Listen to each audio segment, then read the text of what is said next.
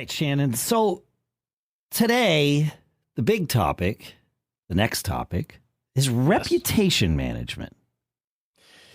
Yeah, I want to talk about, there's a bunch of sides to this, but today I think we should talk about trying to keep yourself from having problems with your reputation, reviews, bad reviews. Nobody wants to get canceled. Service. That's right. Yeah, nobody wants to be canceled. And then then I think we could talk about what happens if, inevitably something's going to come up. Sure. And how you react to it. And they're two different concepts, but they're really married to each other. And it's not just the way you feel about it. It's the way you train your employees, your contractors. There's a whole, cultural thing about how you manage this stuff. I think it's really worth talking about, and I would love to jump into it. Yeah, man. Yeah. Lead us in.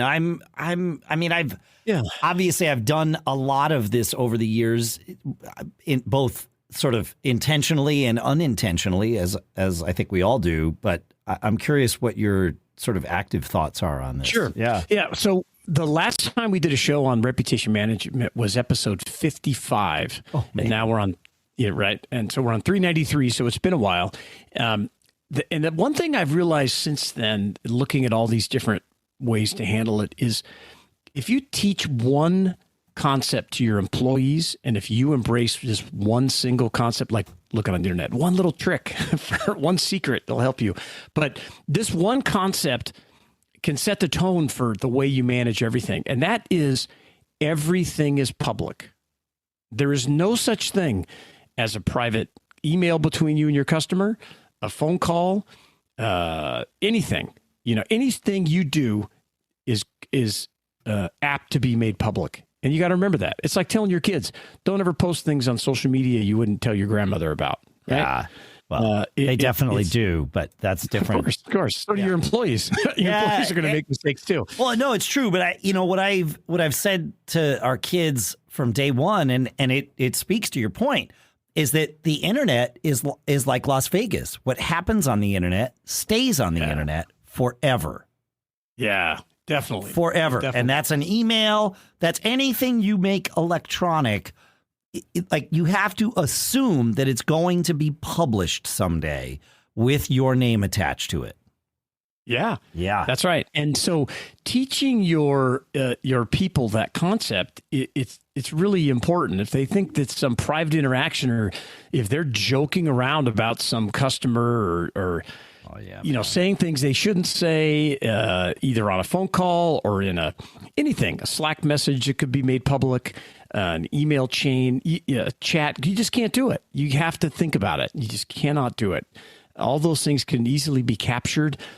One employee gets upset at another and says, I'm going to burn this guy, thinking that they're going to hurt them by posting something publicly. This is how these people talk about you, customers, where that's very, very damaging. So you need to, step one is educate your employees and your contractors, whoever represents you, that they're speaking and writing in a public forums at all times when they're managing, your business or interacting with your customers. Yeah. Really and important.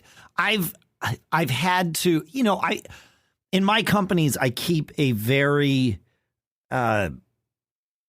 casual and at times irreverent bar in terms of the things that we can feel comfortable talking about with each other, right?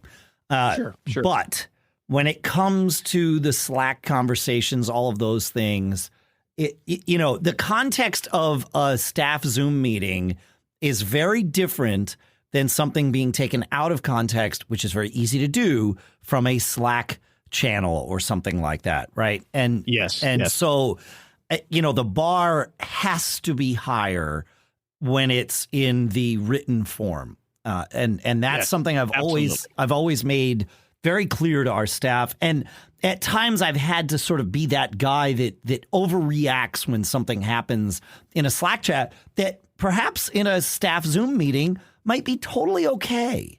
And it might even be something I would say, but when it comes up in a Slack channel, it's like, wait a minute, if someone were to be eavesdropping on this Zoom call, they would at least theoretically have gotten the entire context of what's happened here.